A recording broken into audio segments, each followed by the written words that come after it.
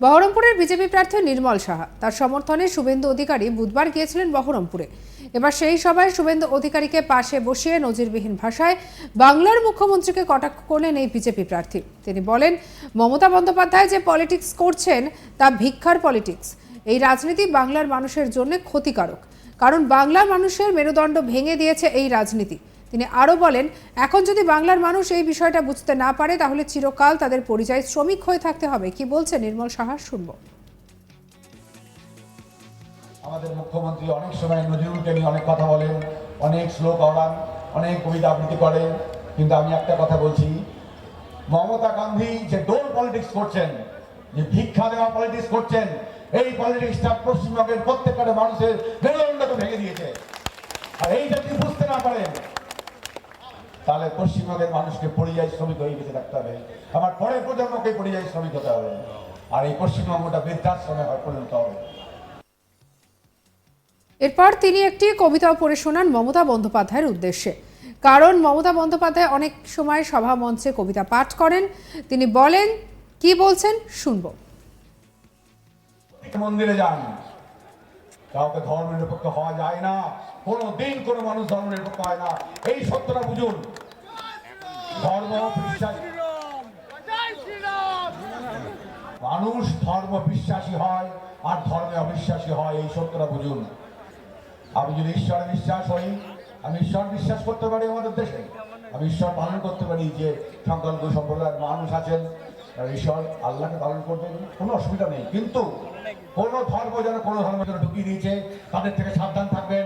আমি দায়িত্ব নিয়ে বলছি, প্রত্যেক মানুষ ভারতের নাগরিক, প্রত্যেক মানুষের ধর্মাচরণের পূর্ণ অধিকার রয়েছে।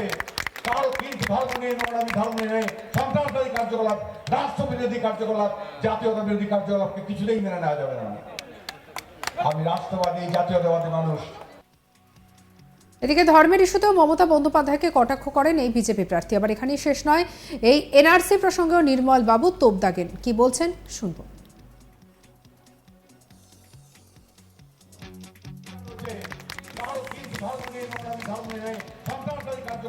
রাষ্ট্রবিরোধী কার্যকলাপ, জাতীয়তা বিরোধী কার্যকলাপকে কিছুতেই মেনে নেওয়া যাবে না। আমি রাষ্ট্রবাদী, জাতীয়তাবাদী মানুষ। আসন গ্রহণ করবার জন্য আজকের অনুষ্ঠানের প্রধান বক্তা শ্রী শুভেন্দু অধিকারী, তিনি আমাদের মধ্যে কিছু, আমাদের মুখ্যমন্ত্রী অনেক সময় নজরুলকে নিয়ে অনেক কথা বলেন, অনেক শ্লোক ওড়ান, অনেক কবিতা আবৃত্তি করেন, কিন্তু আমি একটা কথা বলছি, মমতা গান্ধী যে ডোল পলিটিক্স করছেন, যে ভিক্ষা দেওয়া পলিটিক্স করছেন, এই পলিটিক্সটা পশ্চিমবঙ্গের প্রত্যেকটা মানুষের মেরুদণ্ডকে ভেঙে দিয়েছে। আর এইটা যদি বুঝতে না পারেন তাহলে পশ্চিমবঙ্গের মানুষকে পরিযায়ী শ্রমিক হয়ে বেঁচে থাকতে হবে, আমার পরের প্রজন্মকে পরিযায়ী শ্রমিক হতে হবে, আর এই পশ্চিমবঙ্গটা বৃদ্ধাশ্রমে পরিণত হবে। মন্দিরে যান, কাউকে ধর্ম নিরপেক্ষ হওয়া যায় না, কোনো দিন কোনো মানুষ ধর্ম নিরপেক্ষ হয় না, এই সত্যটা বুঝুন। ধর্ম বিশ্বাস, মানুষ ধর্ম বিশ্বাসী হয় আর ধর্মে অবিশ্বাসী হয়, এই সত্যটা বুঝুন। আমি যদি ঈশ্বরে বিশ্বাস হই, আমি ঈশ্বর বিশ্বাস করতে পারি আমাদের দেশে, আমি ঈশ্বর পালন করতে পারি যে সংখ্যালঘু সম্প্রদায়ের মানুষ আছেন, ঈশ্বর আল্লাহকে পালন করবেন, কোনো অসুবিধা নেই। কিন্তু কোন ধর্ম যেন কোনো ধর্ম যেন ঢুকিয়ে দিয়েছে, তাদের থেকে সাবধান থাকবেন।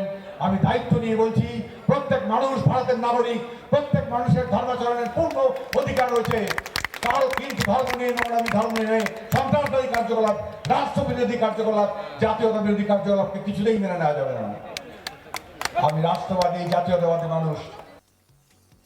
প্রসঙ্গত, বহরমপুর লোকসভা কেন্দ্রের বিজেপির প্রার্থী চিকিৎসক নির্মল সাহা বহরমপুর টেক্সটাইল মোড়ে বিজয়ের সংকল্প সভা মঞ্চ থেকে প্রথমবার রাজনৈতিকভাবে সরাসরি মুখ্যমন্ত্রীকে আক্রমণ করলেন। পাশে উপস্থিত ছিলেন বিরোধী দলনেতা শুভেন্দু অধিকারী। প্রসঙ্গত, বহরমপুরে দলীয় প্রার্থীর সমর্থনে সভা করতে আসেন বিরোধী দলনেতা শুভেন্দু অধিকারী। সেখান থেকে উত্তরবঙ্গ ইস্যুতে মুখ্যমন্ত্রী এবং অভিষেক ব্যানার্জিকে কটাক্ষ করেন শুভেন্দু অধিকারী। আমরা জানি এই মুহূর্তে ভয়ানক ঘূর্ণিঝড়ের কবলে পড়েছিল উত্তরবঙ্গ, সেই প্রাকৃতিক দুর্যোগ নিয়েও রাজনীতির পারদ চড়ছে। ঘটনাস্থল ঘুরে দেখেন মুখ্যমন্ত্রী, তিনি রাতেই সেখানে পৌঁছে যান।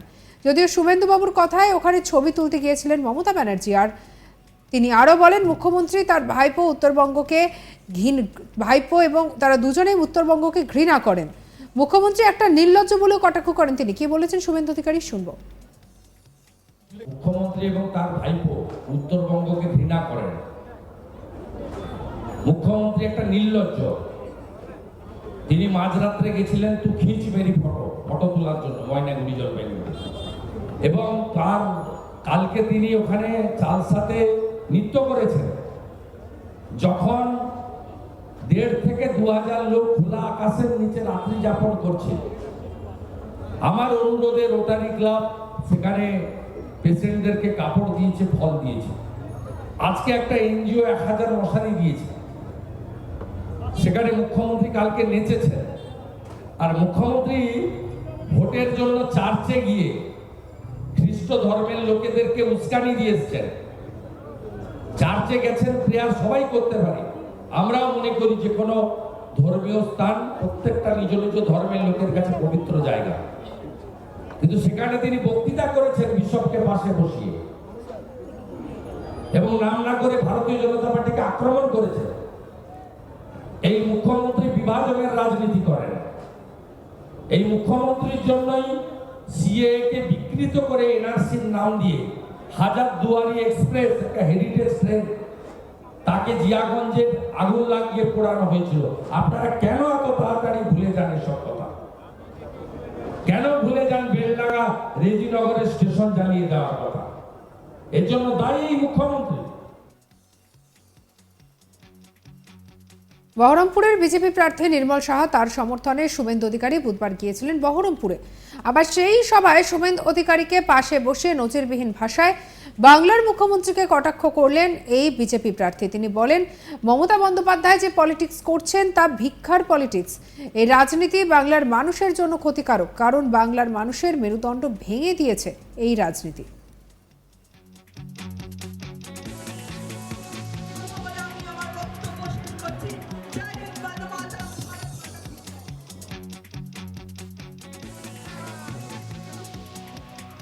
কি বলেছে নির্মল সাহা শুনবো।